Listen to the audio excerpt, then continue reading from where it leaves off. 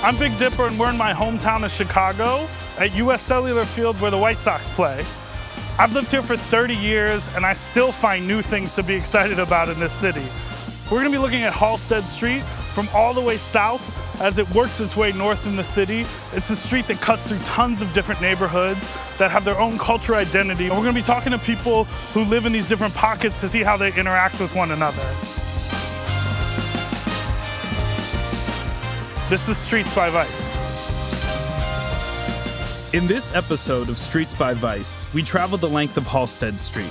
It's the backbone of Chicago, a bridge between some of the city's most integral neighborhoods and the key to understanding how its rich history defines this complicated city.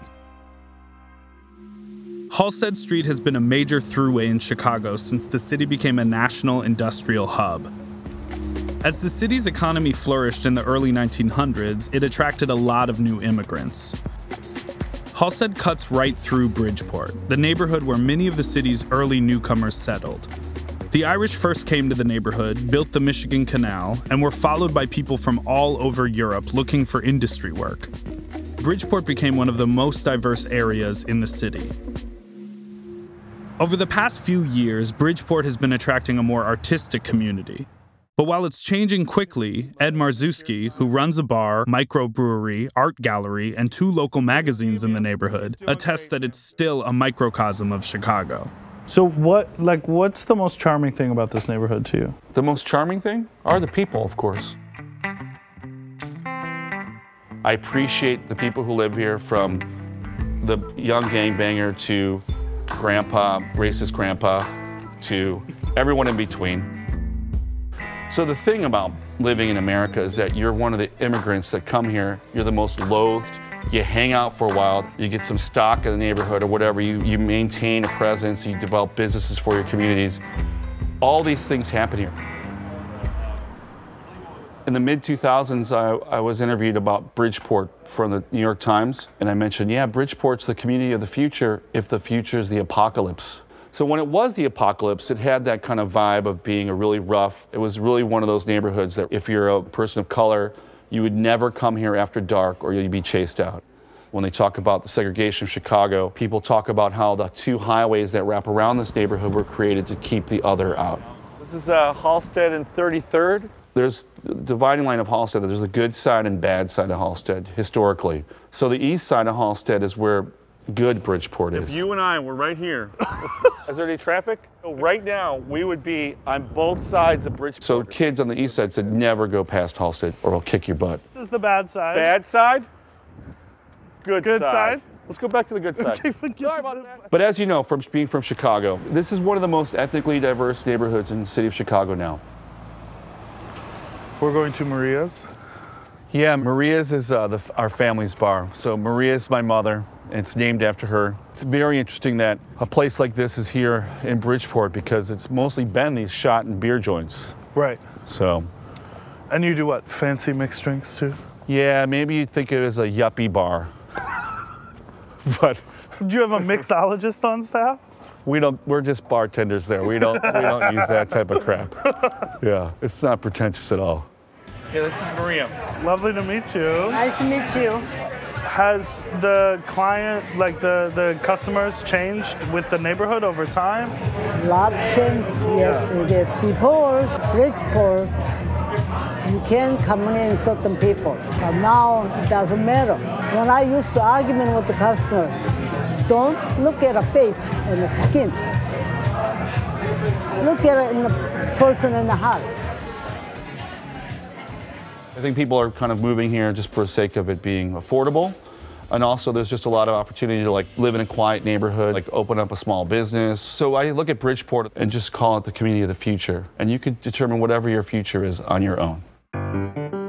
North of Bridgeport, Halsted passes by another historical landmark of Chicago's diversity. Maxwell Street Market first formed in the late 1800s and used to be the largest open-air market in the world. It was a multicultural bazaar with hundreds of people, pushcarts, music, and food from every country in Europe, and the home of one of Chicago's proudest staples, Maxwell Street Polish. Do you like sausage? I like sausage.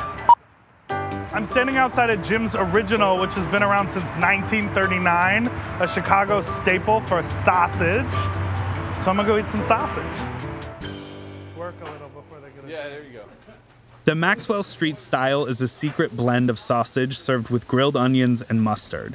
First invented over 70 years ago at a food stand at Maxwell and Halsted Streets. The business is still in the family today. In 1939, my grandfather comes to Chicago, and he came up with the Polish sausage. Okay, so he actually came up with it? Yeah. Bronco's been here for how many years? 35 years. 35 years? November 16, 1981. Oh, how old were you when you started? 27. I came in from Macedonia. Oh yeah? So this is the career. Make him a Polish. Show him how to make a Polish. I want to see how to do a Polish. Everything on it, Bronco. What is it about it that makes it so special, you think? It's the recipe, it's the onions, it's a unique flavor. We do our Maxwell Street style. We've always done the Maxwell Street, mustard, grilled onions. Other people have imitated, but ours is a special recipe that we have made for us. And we don't disclose who makes it. We don't let anyone else have it. So time to eat, right? Yeah. That's the original location. And that's at Halsted and That's Maxwell. northwest corner of Maxwell and Halsted. That's awesome. And you know what? It keeps you warm, though. It does. It really does. Traveling down Halsted from the Loop downtown is the south side of the city. Chicago was a primary destination of the Great Migration, a period when 6 million black Southerners moved to the cities in the north. Chicago has been a symbol of hope for thousands of black men and women. Most Southerners settled on a strip known as the Black Belt. As the city developed, these segregated areas pushed further south. In spite of housing and job discrimination, a new black middle class established businesses, got into politics, made music, and defined a culture. I'm here on Halsted in 76. I'm going to meet up with Joe at P&G Shoe Shine. How you doing? Nice to see you, young man. Man, it's always a pleasure. Though shoe shines may seem antiquated, here in Auburn Gresham, P&G is still the spot to hang out, play dominoes, and get your shoe shine for the week. I was born in Alabama. I used to shine shoes down there, and I opened me a shop up on 7th and 9th and Morgan in 83. I've been in business ever since. What have you seen change in style over time? When I opened up back then, Timberland was a work boot then. Yeah, mine are beat up and torn up, and I use them as a work boot. And Well, see, them not Tim's. You got. yeah, they're at the discount store. Some of us have to buy shoes on a budget, okay? I know what these are, and I know where I bought them. That's why I didn't ask you to clean them. Yeah, your jacket is ready. All right, Bob, you ready? How you doing? I'm there, sir. How are you? Good. Bob. Nice to meet you. What does this shop mean to you and to the neighborhood? It's like a barber shop. Yeah. Come in, you eat, you play dominoes, you get your shoes shine, you tell jokes, you meet all kinds of people. What do you get into? What sort of conversation?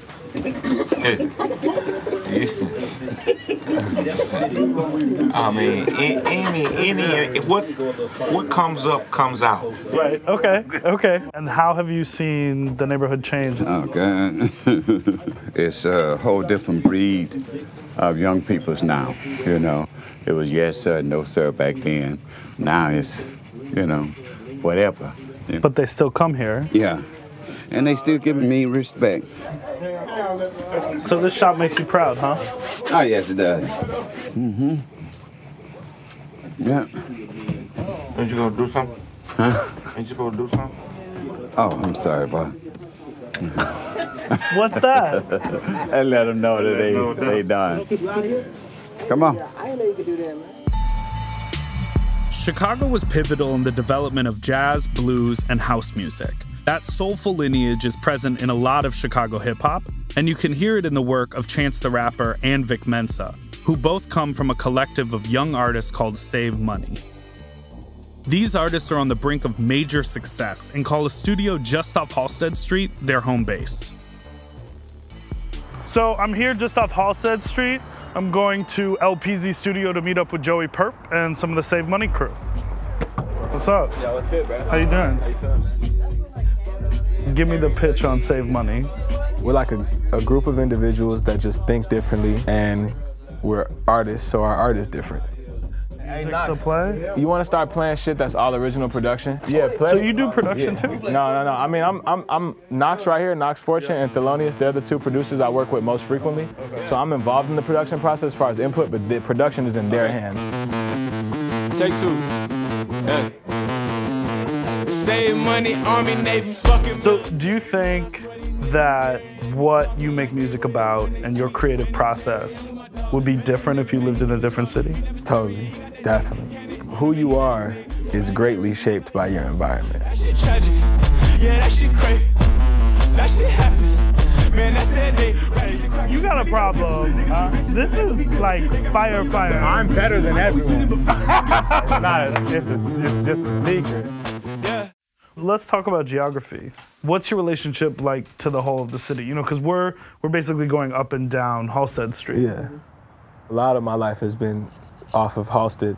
My father and his family are all from Inglewood, which is right off of Halsted. This studio is right off of Halsted. And it's just interesting because they all are in different parts of this one street in this one city, but they're just different places. I think it's so interesting to look at a street.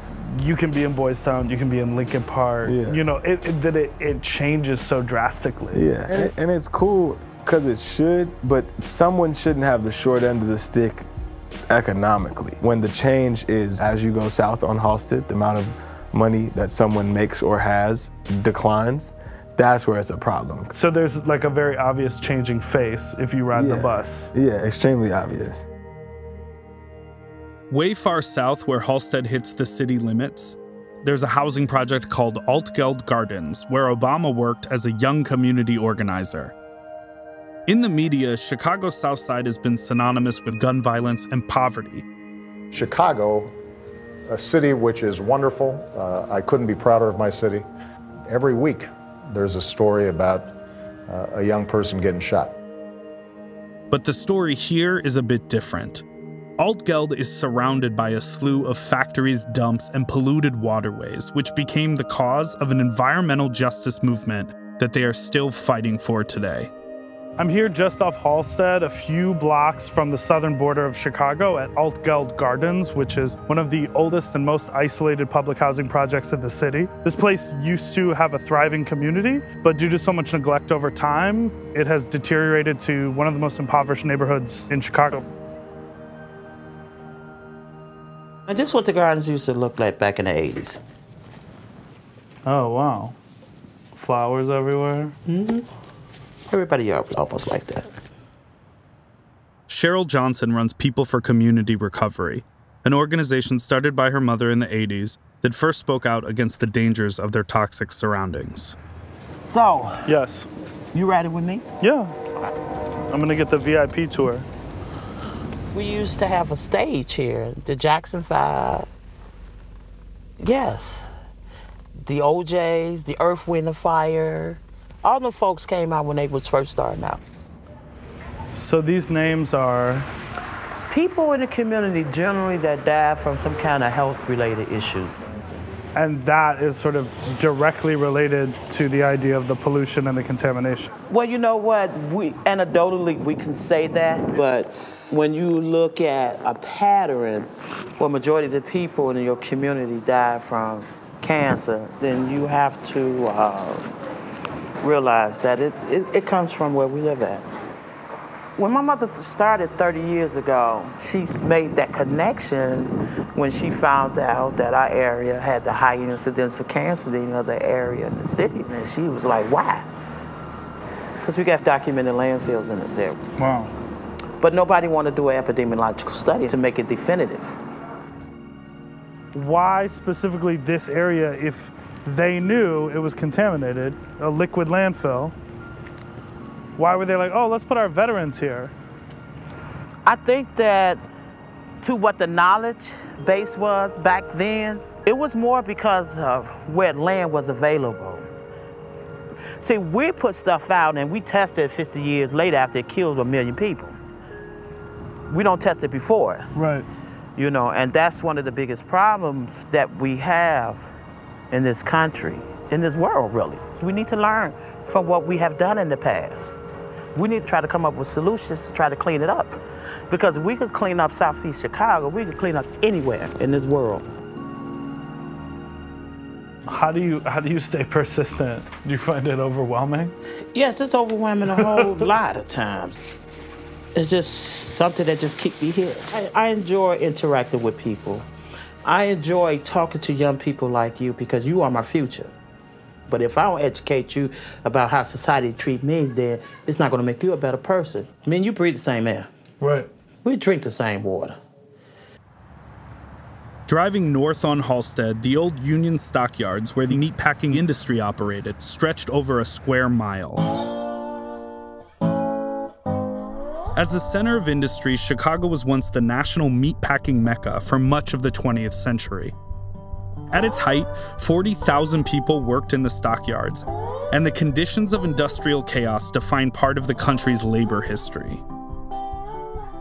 In one old plant, a group of environmentalists are laying the groundwork for a sustainable future and building Chicago's first vertical farm. In a circular economy, waste from one process is repurposed to feed something else, creating a closed-loop model of recycling. So we have a lot of meatpacking history here, a lot of stockyards history, and a lot of food production. So cool. This is the center of food production for the nation. It was at one point 100 and something years ago, and we're trying to bring that back. Do you carry anything here that is not made on site? No. Okay. Everything is made here. Like, that's the point. As close as possible, as close as possible. We're trying to close loops, so taking the output of one process and making it the input of another process. Let's go, let's see the brewery, a lot of things to see.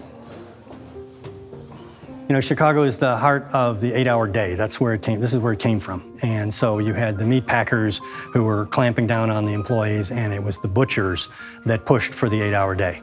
We had the strike at the McCormick Reaper Works, and strikers marching up this direction, up Archer, right past us, and then up Halsted to the Red Bridge, for instance, where they were slaughtered by police. You know, Chicago is the home of the Union. Oh, whoa. Yeah, so this is the Aquaponic Farm. What you're looking at are aquaponics raft systems. You can grow just about anything in an aquaponic system, but the gist of it is that we've got fish in tanks, we've got plants in here, you feed the fish feed the plants.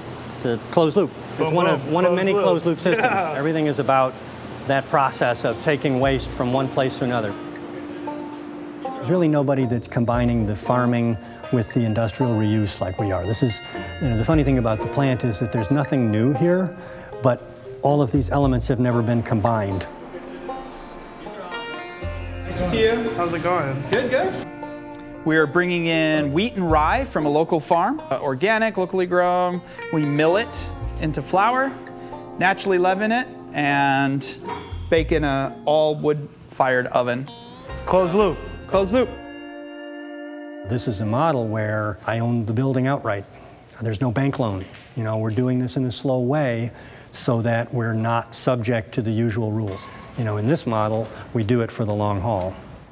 The plant exists sort of between... We're in the stockyards, but we're right on the edge of back of the yards. So packing town is over here. The stockyards, we're right at the edge of the stockyards this way. Halsted's right over here. Oh, and then this is from the original... The original Pier Foods, so we turned the P upside down. Yeah. You know, just to play with it. Right. Beer. It says beer. Beer. Beer. At the very north end of Halsted in Lakeview is Boys Town, the country's first officially recognized gay neighborhood. It's also famous for its nightlife and clubs along Halsted Street, like Hydrate and Berlin. Saya Naomi is a fixture in the Boys Town community and has been giving shows for almost a decade. During the day, Saya helps run youth programs at the LGBT Community Center, and at night, she runs the Halsted Strip.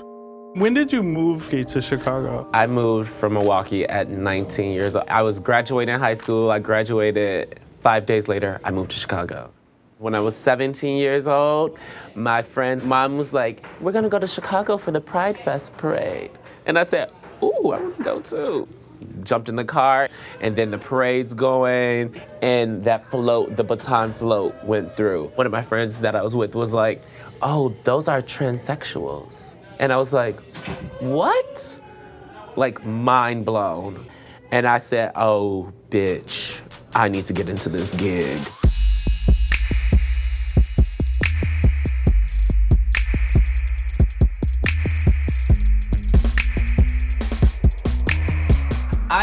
My name is presenting Saya Naomi Diaz de Leon Basage Obama Carter Cox. Hi. Why is Boys Town so special to Chicago, but also as like unique to other cities? You know, honestly, I think about that a lot. And I think it's because it's like, you can go from one place to another just like that in a matter of seconds. And the fact that it's gay, friendly, and open, it makes a lot of people feel even more comfortable. Because I have friends that live in New York, I have friends that live in California, I have friends that live in Miami, and whenever they come, they go, oh, I want to go on Halsted Street. So what's the feeling like sort of strutting down Halsted?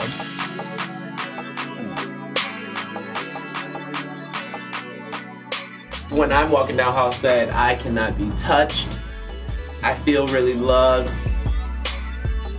Sometimes I like to wear some crazy shit, you know? And I feel like once I hit Halsted, nobody cares. They're either watching and loving it or ready to talk about it. Hi.